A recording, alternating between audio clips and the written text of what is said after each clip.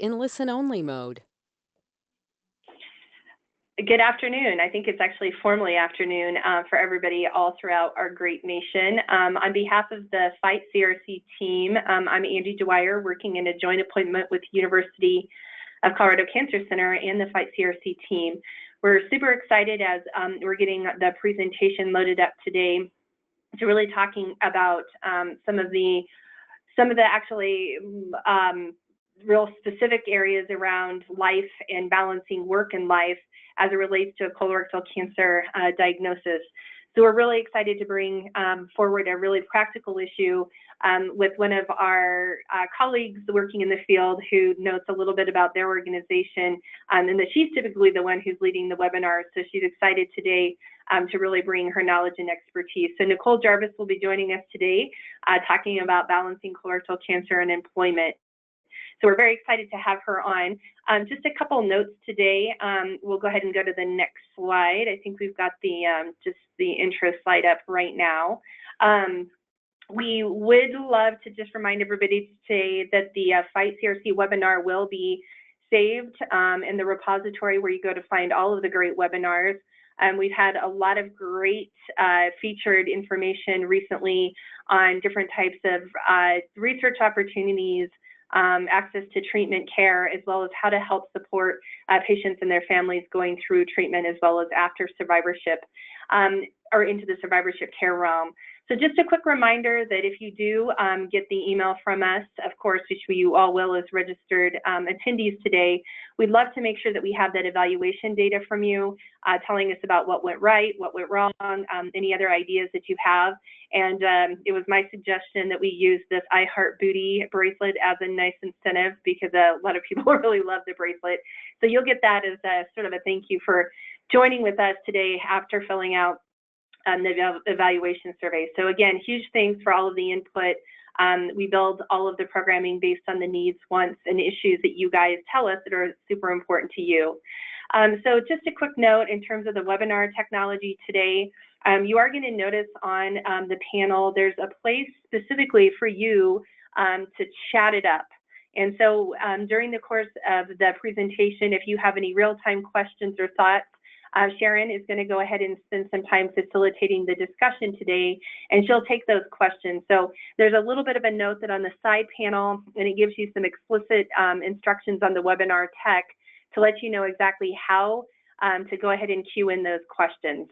So super excited again to make sure to get all that info from you and facilitate that work. I do believe today actually is our 101st webinar through Fight CRC, and again, that takes a huge team, as noted, over the last couple of months to consider moving this into the field, working with all of you and really making it ready for prime time. So huge thanks for those, Michael Sola, Danielle Burgess, Andrew Wortman, others who are working to real-time tweet, chat, and send out the information about social media, as well as making sure you're all connected nicely today. So want to make sure that we all have access to this information as we're going forward. So just, if we can go to the next slide. I'm not sure if it's advancing quite the way it should be. And we'll go ahead and get Sarah started here in just a jiff. Just a quick reminder to everybody that the information that we're providing today is for educational purposes. It is not to be used in replacement or instead of information from a direct medical provider.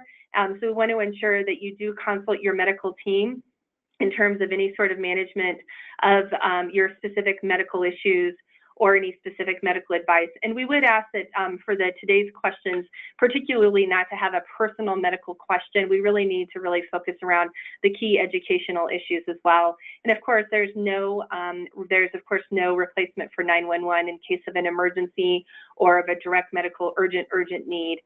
Please make sure and always use your healthcare team as well as the 911 for emergency. Next slide.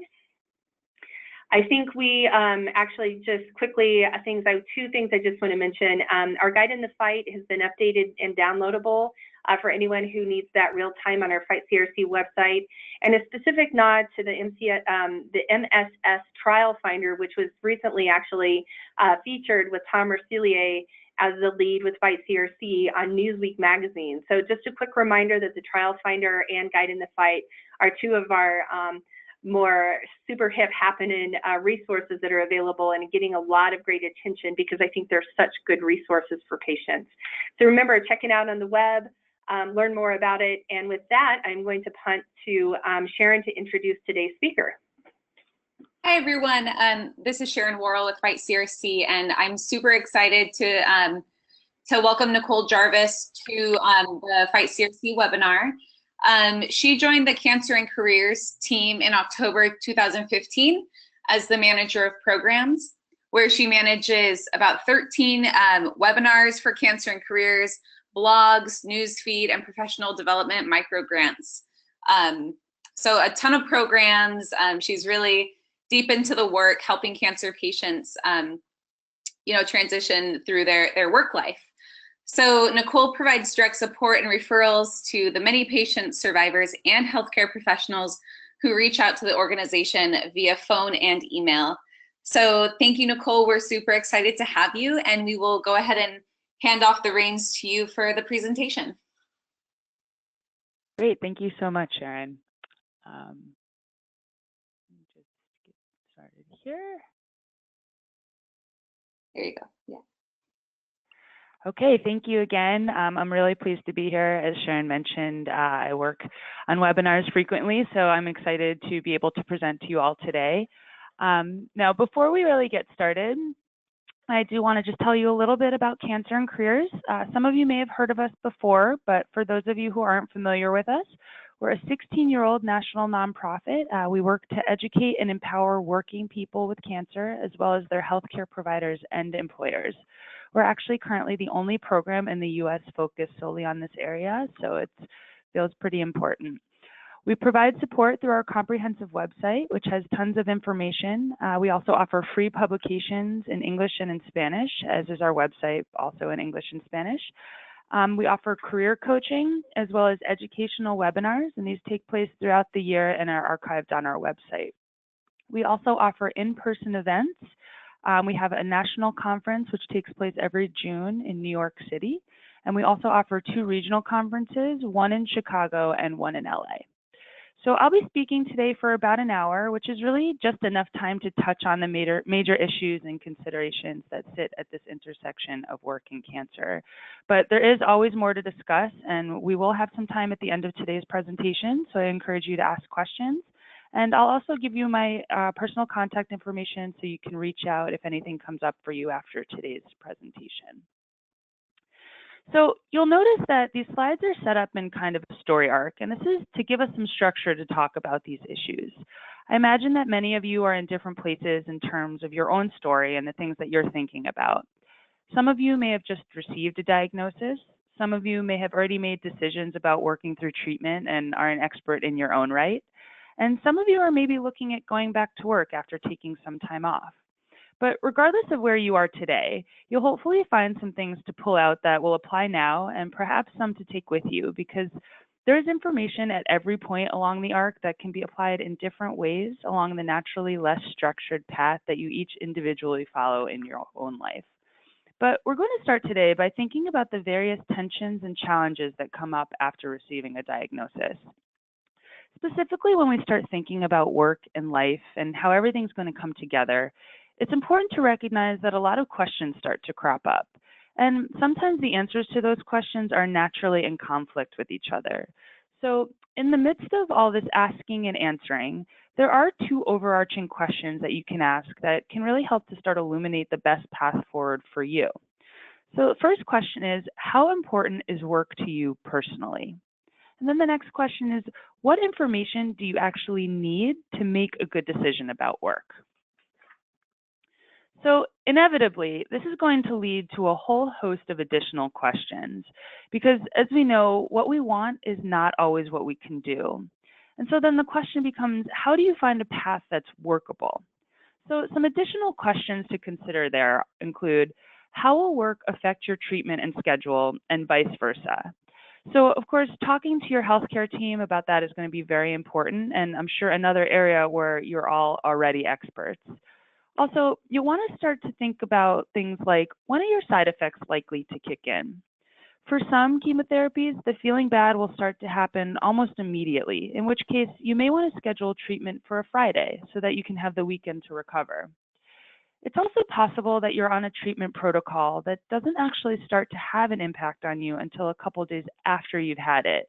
So in that case, it might make more sense to schedule your appointments for a Wednesday.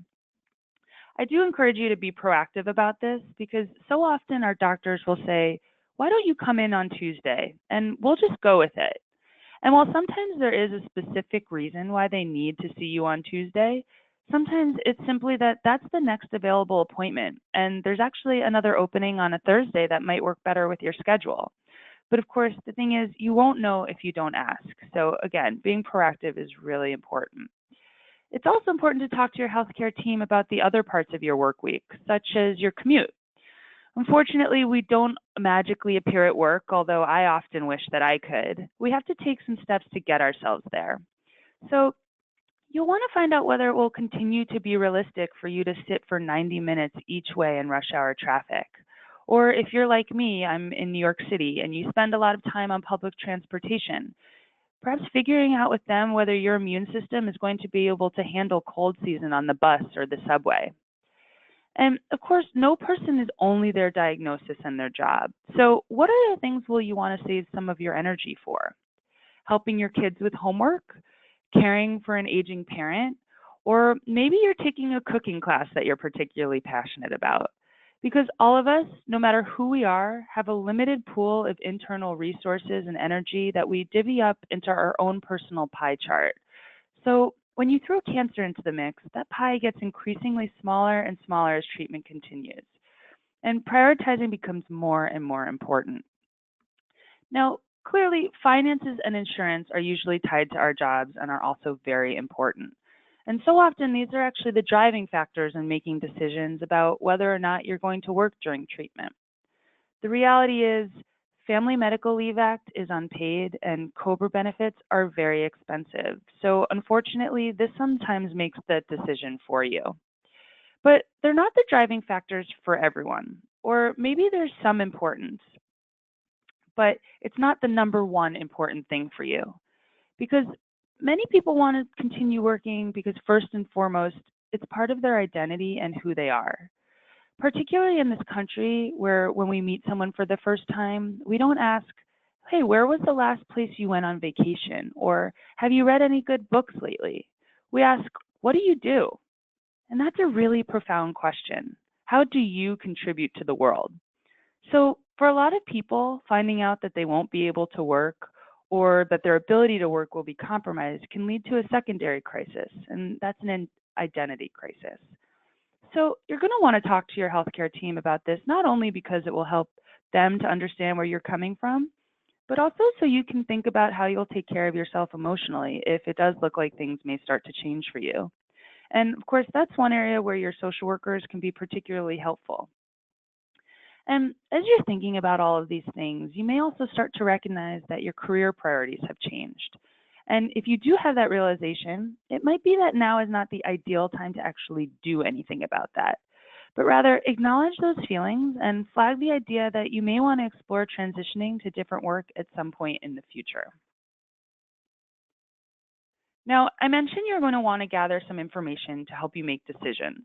And this slide illustrates the 3 buckets into which that information can be sorted. So the first bucket here is medical and treatment information. So we just talked a bunch about that, but I do want to make another point, and that's that it's very important to share specific information with your healthcare team about what it is that you do for work. Excuse me. It's not enough to tell them what your title is, to just say I'm a museum greeter or I'm an executive assistant. Be more detailed about your responsibilities and routines so that they have a better sense of what your everyday looks like and they can better help prepare you for that.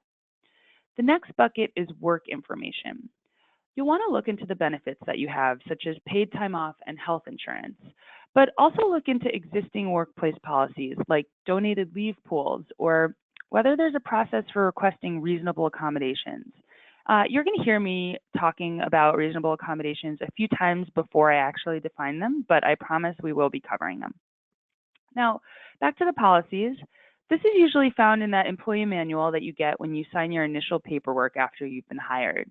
And inevitably, you stash it somewhere on a shelf or in a desk under your snacks. Now is the time to dig it out and really go through it and understand what it represents. The third category is legal information. Now, as a social worker, the law is not my area of training or licensure. So if you have specific questions about your situation, I absolutely encourage you to reach out to an attorney or legal organization. And I will be providing some of those at the end of the presentation on a slide. However, the law plays a very important role in thinking about and talking about work and cancer, and this is why we include it. Understandably, it can be kind of scary to start thinking about the law and our jobs. So I want to stress that we're not going to talk about this topic because we think it's likely that our employment situation will become litigious, but rather because legal and practical issues do not exist in separate vacuums. So often when there is a practical concern, there's a legal piece to that as well. And for many people, a law becomes the key tool for helping them pull together a plan for working through treatment. So one of my goals here is to help demystify some of those laws so that you can start to understand your rights and see them as tools. Now, as I mentioned, since I'm not an attorney, I'm going to be talking about employment rights today in very broad terms. And this is in order to give you a basic introduction to some laws that are relevant when discussing cancer in the workspace. For our purposes today, there are 3 places you can look for information on possible protections or coverage. First, on the federal level, there's the Americans with Disabilities Act, and I'll be covering this in more detail on the next slide. On the state level, there are fair employment laws that vary within each state. In many cases, they actually expand the protections that are available on the federal level through the ADA. And next, you're going to want to look at your specific employment contracts. These may include union contracts. Essentially, any document that you signed when you got your job is worth looking over for relevant information. So I mentioned that the ADA is a federal law, but that actually doesn't mean everyone has access to its protections. There are 3 hurdles to clear first, and if you do clear those hurdles, the ADA can protect from discrimination in the workplace and may provide access to reasonable accommodations. Now, in order to qualify, you must first work for a private employer with 15 or more employees. Now, as I mentioned, it's possible that state fair employment laws can offer you greater protections, so it's always worth checking yours. For instance, here in New York, you actually only need to have 4 employees. In Connecticut, 3 employees, and New Jersey, actually just 1 employee. So it just goes to show that checking those can actually really expand that protection. The next is that you must be a qualified individual. And this very simply means that you're qualified to do the job. So a long-haul truck driver would have to have a commercial trucking license, and a surgeon would have had to have gone to med school. And you have to be considered to have a disability under the ADA's definition of that word. Now, I encourage you to not get hung up on the word disability. Each law has its own definition that's created by Congress. So the hurdle to clear here is meeting the specific definition in the ADA.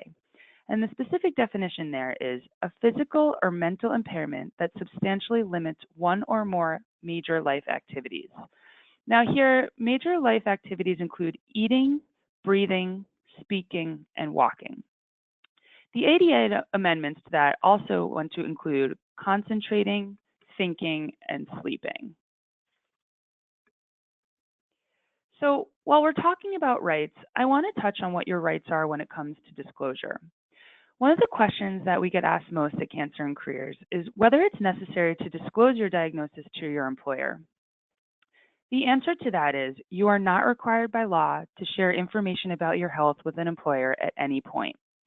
So simply put, there is no obligation for you to do so by the law. However, it may be necessary to share some information if you want to access certain legal protections, because if you're trying to use the ADA to protect against discrimination, it can be hard to claim discrimination if no one knew there was something to discriminate against. Now, that being said, you only need to share enough information to access that particular benefit. So, for example, if you're experiencing fatigue or neuropathy as a side effect of treatment and want to ask for a reasonable accommodation, which I know I still haven't defined yet, but we are getting there, You might decide to share only that you are experiencing that side effect rather than disclose your cancer diagnosis as the cause. We'll talk more about this in a few minutes, but I do want to add, I often get questions from patients and survivors who call about whether to disclose or not. And I like to say, you can always say more later, but you can never say less.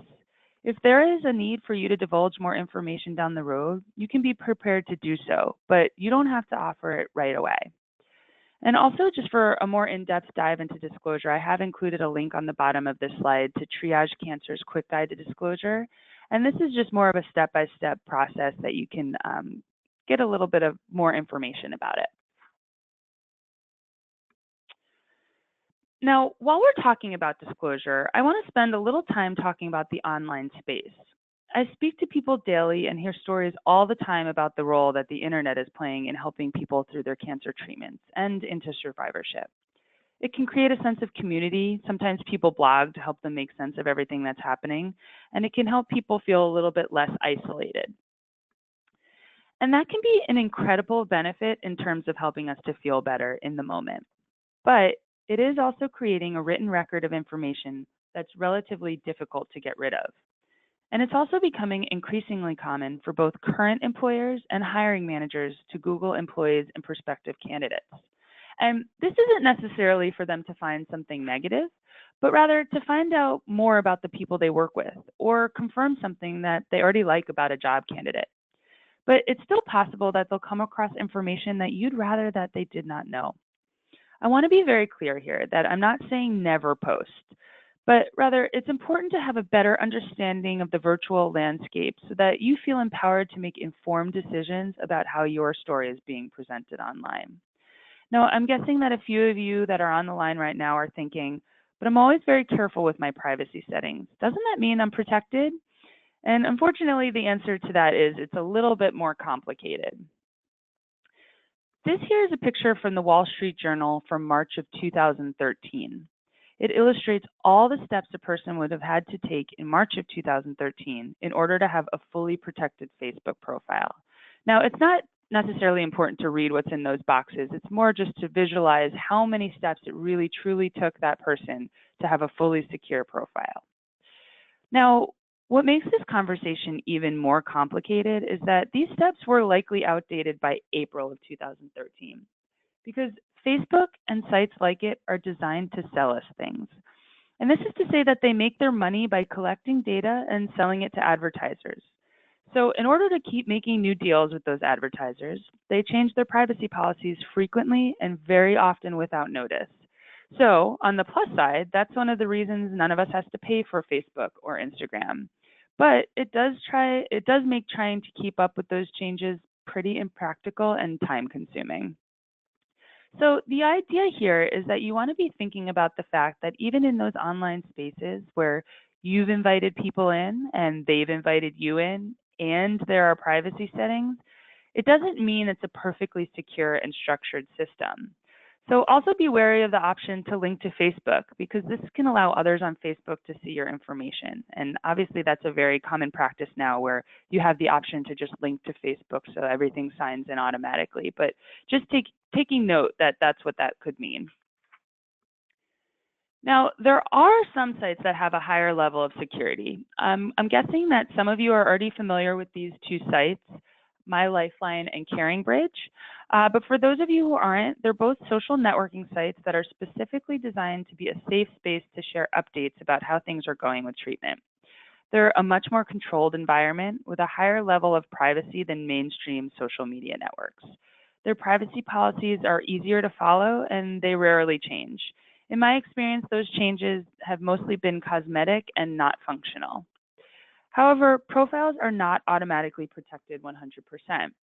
So if you're going to use these sites, it is worth taking the time to read through those privacy policies, figure out what the protections are that are offered by each level of security, and of course, which one's going to work the best for you.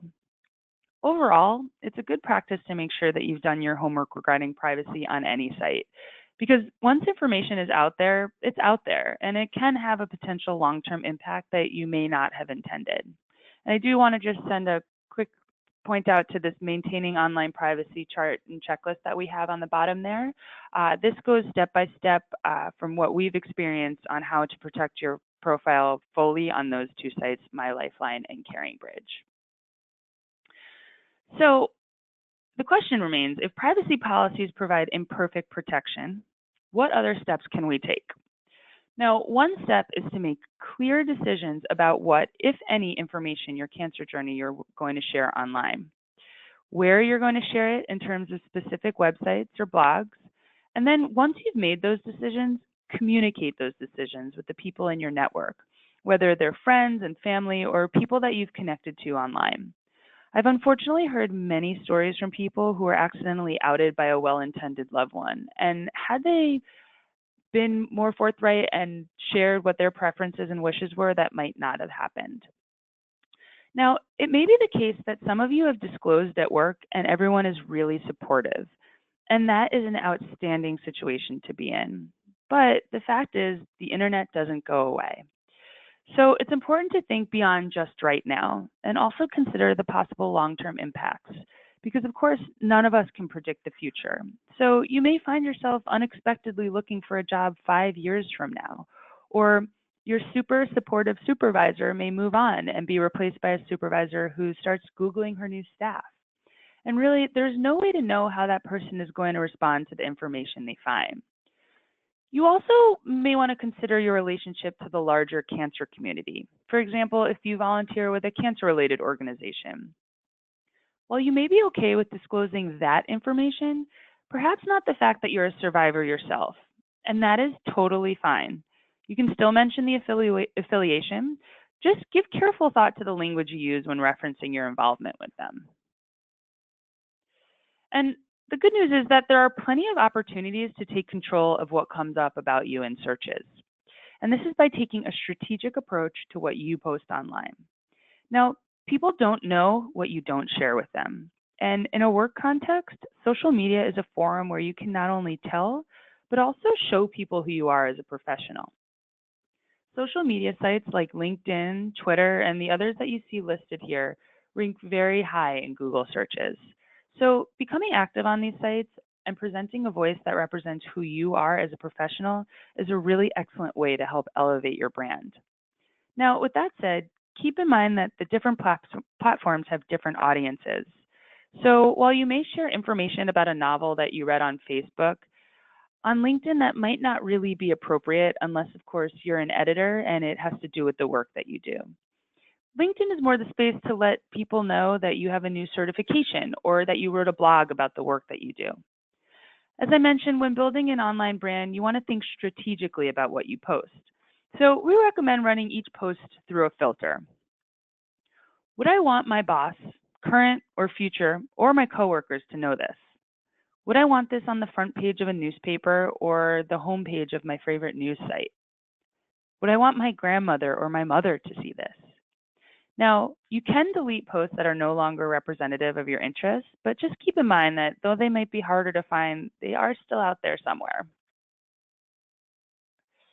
So when deciding whether or not to share information about your cancer status at work, there are two major things to consider overall. First, how will treatment interfere with your ability to perform your duties? And second, what legal benefits might there be to sharing this information? It's important to note that employees may want to disclose for a variety of reasons. For example, personal communication style. Some people are sharers. That's just who they are. They can't imagine going through such a big, life-changing event and not telling everyone. But then there are some who feel very uncomfortable sharing personal information and are much more private. So it's really about knowing who you are and that however you feel about sharing is completely valid and should be taken into account. Now, the individual culture of the workplace may also play a role.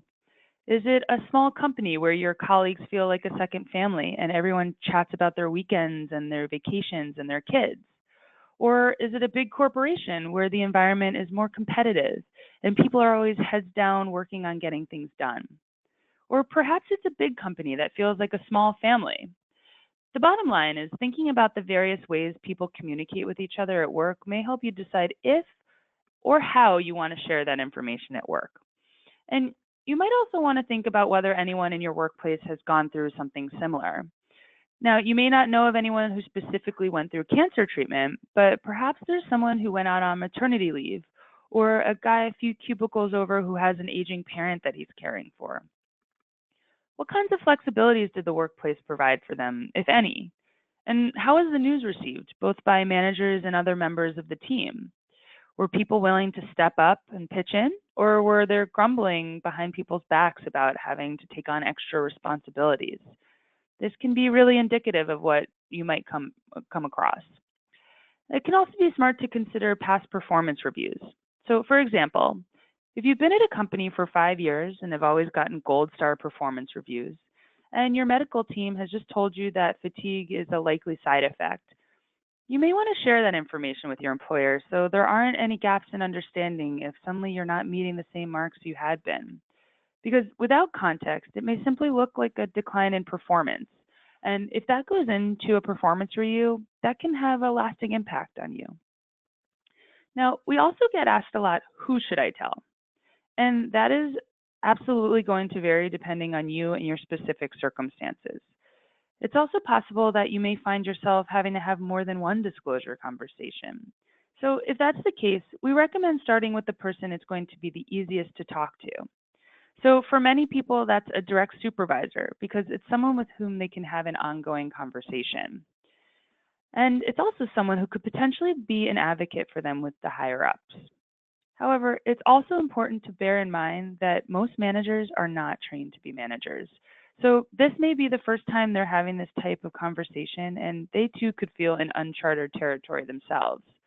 So we actually have something called the Manager's Toolkit, and this is something that you can hand directly to a boss or manager, and it sort of outlines just specific ways that they could support you and help you throughout the process of working through treatment.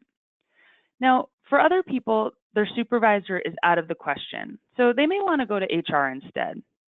However, based on discussions with patients and survivors, what we found is that people tend to have very strong opinions about their HR department, both good and bad.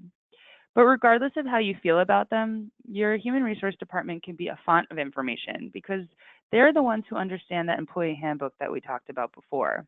And they may even have experiences with others who have been in similar circumstances. But perhaps the most important thing to disclose in any of these conversations is the idea that treatment is going to be fluid. The things that you're sharing today are what you know today, but they may not apply next week or next month or 6 months from now. And this is likely going to be an ongoing conversation. This can help your employer to understand that you intend to communicate with the most updated information that you can. You're also going to want to spend some time thinking about the reality of your physical self in the workplace. How you personally are going to manage the potential side effects of your treatment on the job. So there's clearly a wide array of possible side effects. So as we talked about earlier, this is an area where you're going to want to talk to your healthcare team so that this way you can understand which side effects you are likely to have and how those can be managed at work so you can feel comfortable and be productive. But it's also important to think about any potential visible side effects, especially if you choose or if you've chosen not to disclose any information at work. Because if your colleagues start to notice that you're losing a lot of weight or you're losing your hair, or even that your energy has dropped and you don't seem like your usual self, they may start to ask questions. And typically, these questions are coming from a place of kindness and concern. But they can also catch people off guard and create a really uncomfortable situation where you may accidentally disclose something that you might have otherwise chosen not to. So it is smart to spend some time planning out how you might answer some of those questions. So social workers, again, can be very helpful in this capacity. So you can practice having some of these discussions and be more prepared for potential questions so you're not as caught off guard. Now, as we discuss side effects, chemobrain or brain fog is one that we get asked about most frequently. Now, there is no magic bullet solution. So my first piece of advice is to let go of the idea of multitasking, because as this slide illustrates, only 2% of people multitask effectively. And this I can definitely speak from my own experience. So we recommend going back to basics. Write down a list of priorities, Then turn off your phone or email notifications so they don't cause distractions. And really try to focus on one thing at a time. Writing everything down is a really good practice so you always have a record and you don't have to rely on your memory as much. Try to keep a single notebook with all of your to-do things in one place. So it's much easier to keep track of one notebook rather than having to juggle a few. And this way, you don't wind up in a meeting with your grocery list in front of you instead of your talking points. Additionally, it's a good idea to take the time to rehearse everything from presentations to project updates. Even phone calls, particularly if you're in a sales position and there are certain points you know that you have to hit on the phone. Having them in front of you will be very helpful.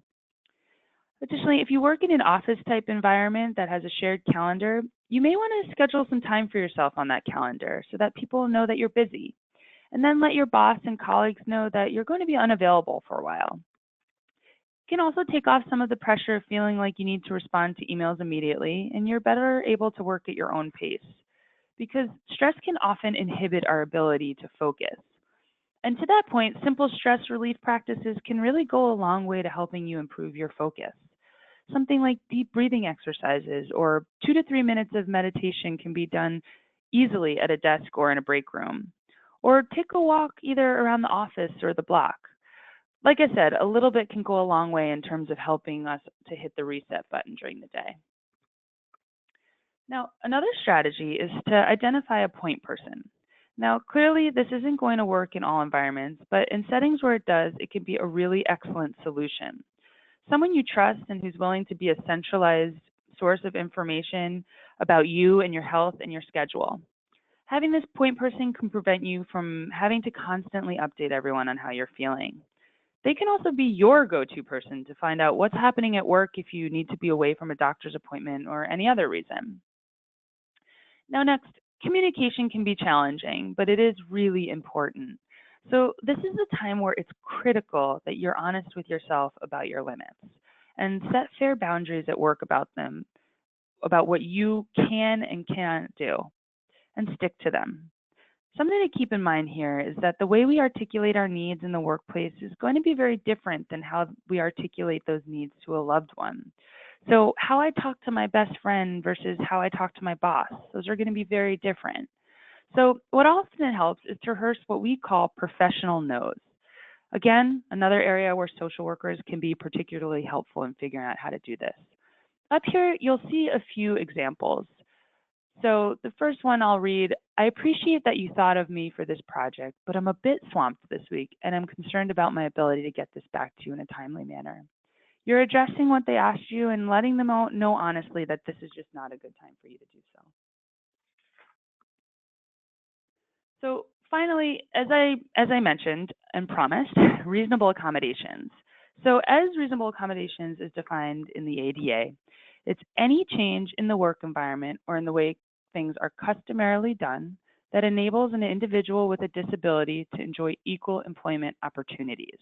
Now, again, disability is defined within the context of the ADA.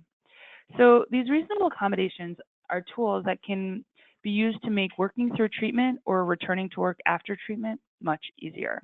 So let's just discuss a few possibilities to give you all an idea of the forms that they may take. Now, one type of accommodation that might be made is in the workspace, and this means the actual environmental challenges that exist at work. So the best way to talk about some possible accommodations with that are to give you some examples. So there was a woman who was a social worker, and she was going through cancer treatment and was extremely nauseous all the time at work, which wasn't necessarily an unlikely side effect for her treatment, but she wasn't nauseous at home, and she didn't find she was nauseous during the same working hours that were on the weekends. So it seemed a little strange that she was so sick at work specifically. And through some conversations, it became clear to her that she was nauseous at work all day because her office was next to the cafeteria. So all of the smells were really increasing the severity of her nausea. So for her, her accommodation was to change offices. And this, of course, didn't mean that going through cancer treatment was a breeze, but it certainly changed the quality of life. And for her, working was critical. So another example is a gentleman who worked in the finance department in an office, and he was experiencing extreme fatigue. Now, they print a lot in the accounting and finance departments, but for some inexplicable reason, the room where the printers were 2 floors below him. So he's going up and down the stairs all day long. His fatigue clearly made this process much more challenging, and his accommodation was a printer at his desk. As you can see, there's no one-size-fits-all accommodation in the environmental way for every person. And important to remember is that reasonable accommodations do not get rid of side effects, but they will ease them enough to make them manageable so that you're productive at work. It's really about peeling away the layers of what's happening around you. And this can take some time, just as it did with the social worker in the cafeteria. And then it's about being creative about the possible solutions that exist. Another thing you want to give some thought to is how to make your work schedule more manageable. Again, these aren't one size fits all, but just some examples to get you thinking. First, can you work from home part-time or full-time? Now, this obviously will not work for everyone, as a forklift operator isn't going to be able to telecommute, but it is becoming more and more commonplace. So it's possible that there may already be a policy about this in your employee handbook. And if not, perhaps one could be created. This can eliminate a draining commute and reserve energy for work.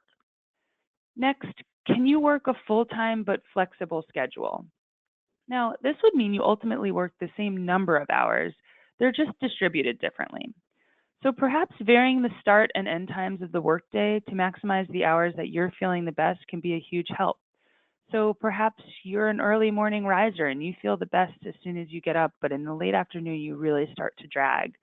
Perhaps you can turn your 9 to 5 day into a 7 to 3 p.m. day. Or take time out during the workday to go to appointments and make the time up by working later that day or perhaps later in the week. Again, this may not work for everyone and may not be ideal for everyone, like a museum greeter at a museum that's only open 9 to 5. But it is a really great solution for people who do project-based work. Now, another consideration is if your job includes allocated break times. Is it possible for you to take additional breaks? So let's say your schedule entitles you to two breaks and a 45-minute lunch. But what you really need is a total of 4 breaks in your day. Getting extra breaks could be considered an accommodation here. Now, some other possible accommodations can include access to technology. So something like speak-type software that provides relief from using the computer if you're experiencing a symptom of neuropathy in your hands. Or a company might change a particular policy as an accommodation, as in the case of a grocery store cashier who needed to stay hydrated and get off her feet from time to time. She was allowed to use a stool and have a beverage at her register, 2 things that were typically not permitted to cashiers. And this was a fairly small policy change, but it allowed this woman to stay on the job and feel okay while she was there. Another possibility would be to shift a non-essential portion of someone's job. So as I indicated earlier, an accommodation has to be reasonable and allow for the person to do the essential functions of his or her job. For example, a second grade teacher obviously can't telecommute. He needs to be in the classroom to perform the essential functions of his job, and that is teaching required subjects for a specific number of hours per day. But let's say he suffers from fatigue, and part of his job is lunch and recess duty. Maybe those components aren't considered essential, and an accommodation can be made for him to have a coworker take over lunch and recess duty. This will allow him to rest during those periods and focus on classroom preparation. Lastly, and probably the least common, someone could move to another open position as an accommodation. That is, if one existed. So the important thing to note here, however, is that an employer is not obligated to create a new job for someone as an accommodation. Rather, an appropriate position must exist and be open. Again, these examples are meant to help you to start thinking about accommodations and also to remove some of the myths around the concept, such as accommodations are expensive or unlikely to be approved. The fact is, most accommodations cost an employer $500 or less, and many really cost nothing. So be creative and really think about your work environment and what might be causing the specific challenges that you're experiencing. And remember that accommodations may evolve over time because it's all fluid. And it's also important to know that you may need more than one accommodation, and it's totally okay to ask for more than one. Now, returning to work can present challenges, whether you've been away for a couple of weeks or a couple of months or more. There are pros and cons to returning to a former job.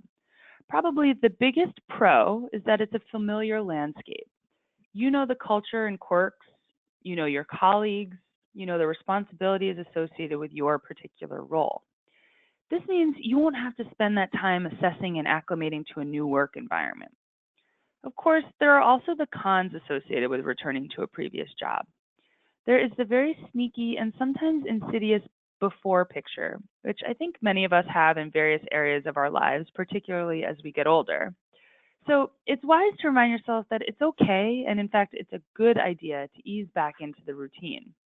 And remind is an operative word here, as this is often easier said than done, but it's a helpful seed to have planted in the back of your mind. At Cancer and Careers, we hear very frequently from patients with a very real fear that they're going to be branded as the cancer person in their office forever. We've heard various stories about colleagues making cancer-related comments to patients who are returning to work. And typically, these are well-intended attempts to connect with the person in some way. But as I'm sure you guys can understand, they can feel very off-putting. So cancer-related comments can be addressed using a verbal technique that we call the Swivl.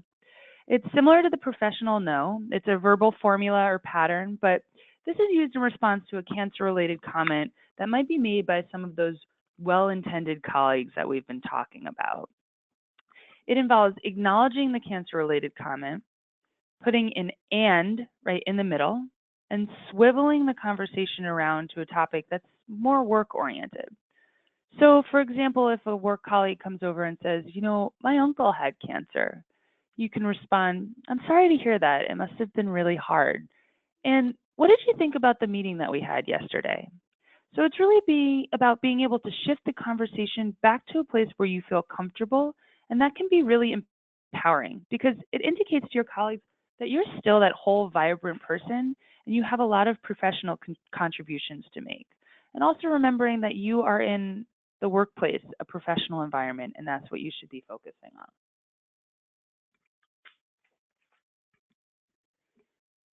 It's no secret that there are many challenges and unknowns when looking for a new job. So it's important to try to feel in control of that process. So to start, remember it's a fluid process. It can take time and that you should think about what you want and not just what you need. It might also help to talk to a social worker about how you'll manage disappointments and setbacks, of which there are inevitably some in the job search. And also, make sure to see yourself on an equal playing field as your healthy peers. We include this slide because we found that dating is actually a really great metaphor for the job search process. In both cases, there are various steps involved. The process builds upon itself, and it can be heavily focused on a great first impression. In terms of dating, for example, the first phone conversation with a potential date is going to have a very different feel to it than a marriage proposal. So if someone shows up on a first date and is like an open book, sharing all of their idiosyncrasies and quirks, or what were all the reasons their last relationship didn't work, that's going to read very differently than if that same information comes up in 6 weeks or in 6 months. So in the same way, you're not going to go on a first job interview and admit that you chew gum really loudly, or that you're always leaving your stuff in the conference room after a meeting. The sense that we've gotten from cancer survivors is that they tend to hold themselves to a higher standard in terms of how much they feel they need to share right out of the gate. And that's simply not necessary. You don't owe them any more than the other job applicants. So I just encourage you to keep in mind it's important to behave appropriately in the context of which stage you're at in the job search process. And projecting appropriate confidence and control is a really great way to do so. Oops, sorry. So according to one of our professional coaches, these days more than 85% of jobs are found through other people versus job boards, headhunters, or ads. That's a really significant number. So it does go without saying that networking is a necessary part of the job hunting process, and you have to be willing to do it. A lot of people struggle with the idea of networking because it feels like asking for a favor, and that can feel especially challenging if you've been out of the game because of treatment and recovery. But the fact is that basically anyone you know can be a source for networking. It's important not to think too narrowly. For example, only people you've worked with before or people who are in your professional network, because that isn't the case. Friends, neighbors, people who you've volunteered with, even fellow members of a support network you're part of. There's also great online resources for doing just this. For those of you who aren't familiar, LinkedIn is like Facebook for professionals. It's a great way to dip your toe in once you start feeling like it may be time to start networking, especially because you can do so from your home in your pajamas. LinkedIn's become the go-to source for employers looking to hire. According to a recent study, 87% of recruiters surveyed reported that LinkedIn is the most effective tool when vetting during the hiring process. So given that it's being used so much to find talent, make sure you're utilizing it to its full potential by writing a compelling profile, asking for strategic and substantive recommendations, and posting professional updates and joining relevant groups. The software will guide you as to how to do this, and it's actually pretty simple. You'll also see on the bottom of the slide, I've included a link to a webinar recorded on our website, and it's presented by a career coach and is a helpful guide on how to have an effective LinkedIn profile. And again, there have been many changes on LinkedIn this year, and this is a webinar from last year, so it's a general how-to on how to do it, but for specific updates, you'd have to check LinkedIn. So as important as LinkedIn and your overall online presence are for job searching, they don't replace the time-tested tools of job hunting, the resume and cover letter. Now, I'm likely not telling you something you don't already know, but let's just review some tips on how to write one, and you can find a lot more information in the job search toolkit that we offer on our website. So an effective resume is one that's written with a particular audience in mind. It's professional, easy to read, and has impact. It summarizes your accomplishments succinctly rather than just being an exhaustive list of everything that you've ever done work-wise. The rule of thumb is 1 page for early career, 2 pages for someone more seasoned. Lastly, a compelling resume must be future-focused and targeted towards your career goal. It's also helpful to know that there's more than one type of resume. The most common is the chronological resume, which takes the reader through a candidate's work experience job by job, beginning with the most recent. But there's also the chronological functional resume. This is more of a hybrid and could be preferable for someone with several gaps in their work history. Now, this isn't as common, but it can be an option if you think that the gaps are what's holding you back. So it might be worth experimenting with. This version highlights skills and accomplishments up top and then lists specific job experiences lower down. So we actually also offer a free resume review service for just this reason. If you are having some challenges with gaps in your resume, you can submit it online and one of our volunteer career coaches will take a look and offer you some critiques. So also vitally important is the cover letter or the cover email. Now, along with your resume, it's what helps get you into the door. What's key to know about a cover letter is that it should be tailored to the specific job you're applying for. It's also important to make sure that a cover letter isn't simply regurgitation of your resume, and rather it's an opportunity to draw parallels or highlight an experience that makes you uniquely suited to the role.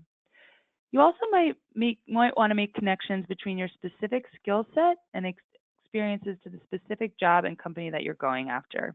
And as I mentioned, our job search toolkit is a really handy tool for that. Now, a lot of people ask us if they should include their cancer experience in their resume or cover letter, either as a positive or as an explanation of some sort. My first response to this is always do whatever you're comfortable with, but think about it this way. The goal of a cover letter and resume are to get you an interview based on your skills and potential. So in that sense, your diagnosis and treatment aren't really part of that conversation. Another important thing to consider is the fact that if you disclose your diagnosis in a letter, it won't be a dynamic exchange. And by that, I mean you won't physically be there when the employer initially absorbs that information. So you won't have the opportunity to explain anything or answer any questions they may have or to steer them back to questions about your skills. The bottom line is no one tells everything about everything during a job interview or even once you're hired. Communicate appropriately for where you are in the process, and you should do whatever feels right for you. However, even if you are 100% sure that you want to disclose during the hiring process, the cover letter and the resume are really not the best way to do that.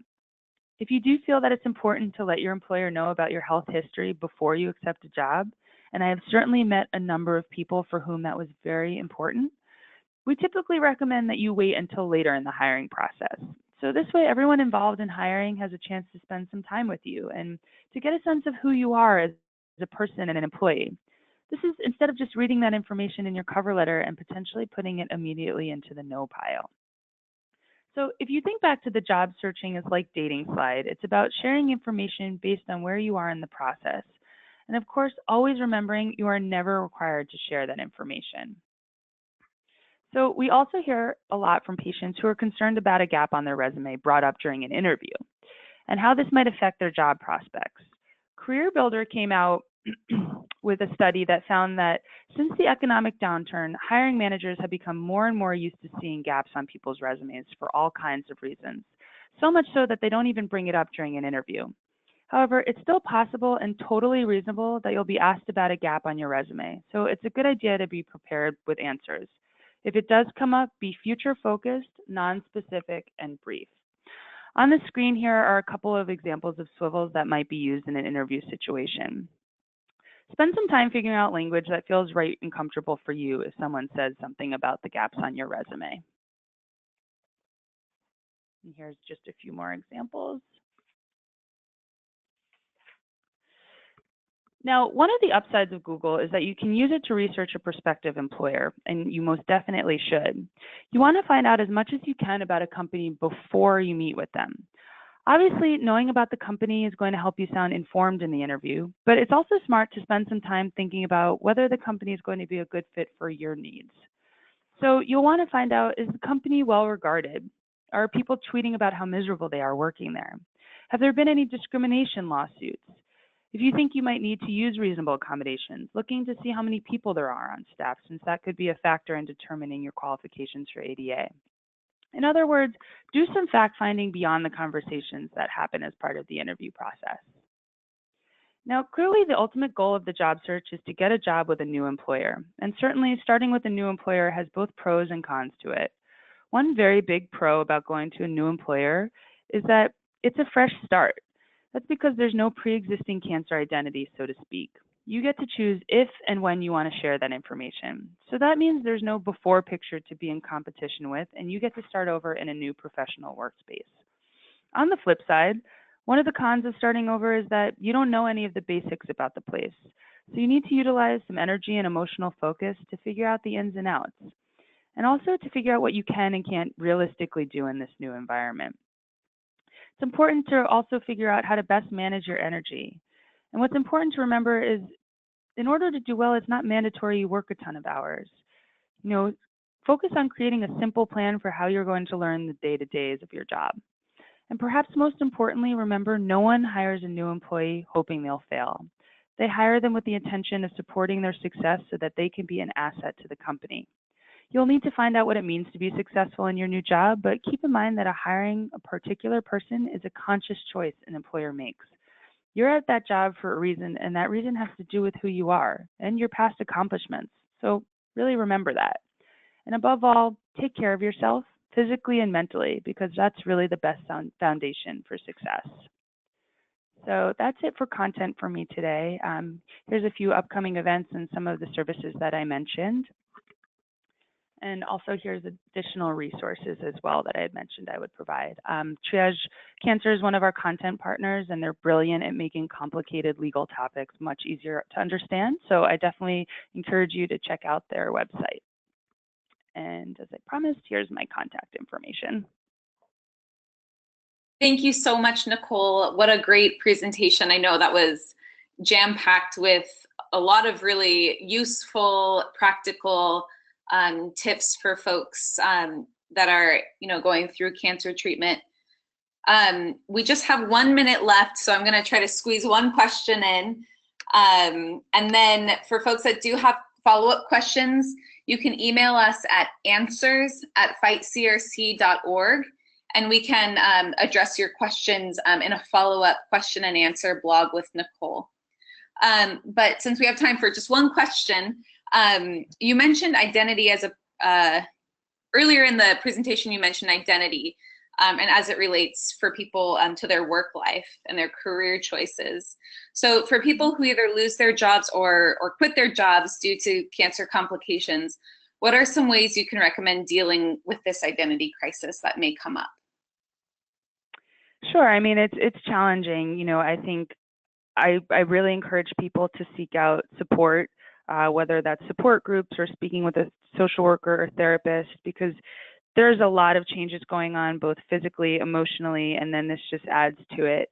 But you know, if you find that you're unable to do the job that you were doing before, whether you were let go or whether you had to take some time off, perhaps volunteering in an area that you're particularly interested in, you know, staying connected to the industry, be it through maybe taking certain courses or watching webinars, just staying involved can really help to empower you and feel like you're not so alone.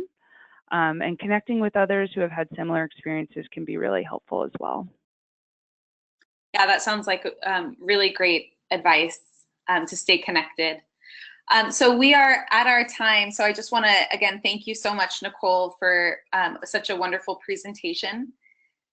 And thank you to all the attendees for joining live. And again, the webinar will live in our webinar archives, so you can listen in the future. And that's it. So thank you, Nicole, and have a wonderful day, everyone.